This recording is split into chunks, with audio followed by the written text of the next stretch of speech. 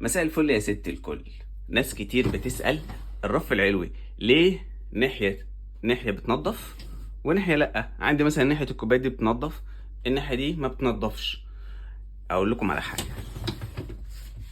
ده الرشاش السفلي، ده الرشاش اللي تحت كلنا عارفينه، وده الرشاش اللي فوق برضو كلنا عارفينه. طيب الرف العلوي الحاجات اللي فوق، في هنا رشاش في السقف، ده رشاش ثابت. ده وظيفته ايه؟ انا اقول لكم وظيفه الرشاش اهو، رشاش ثابت في السقف، سقفيه الغساله. انا اقول لكم وظيفته ايه. انا عندي الرف العلوي اهو، الميه بتيجي، انا حطيت كوبايه حلو، الميه بتيجي من تحت تغسل الكوبايه من جوه. طب ولو انا حاطط طبق وفي وسخ مثلا على الكوبايه من فوق، او طبق محطوط وفي وسخ عليه من فوق، الرشاش العلوي اللي جوه ده وظيفته انه يغسل المنطقه دي من فوق، يغسل الاطباق دي من فوق، بيوزع الميه عليها، والاماكن ده كل الاطباق من فوق تتغسل، والكوبايات تتغسل من فوق، والمعالق نفس الكلام، يبقى الميه جايه لهم من تحت وجايه لهم من فوق.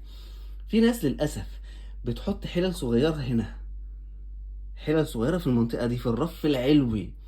الرف العلوي ما بيتحطش عليه حلل يا جماعه ولو صغيره، فيحط الحله الصغيره بتبقى مثلا مرتفعه كده، وتدخلي بالرف جوه، الميه تضرب في الحله دي، فالميه ما تتوزعش على بقيه المكان، فالميه ما بتطولش المكان، الكوبايات او الاطباق الصغيره تطلع مش نظيفه.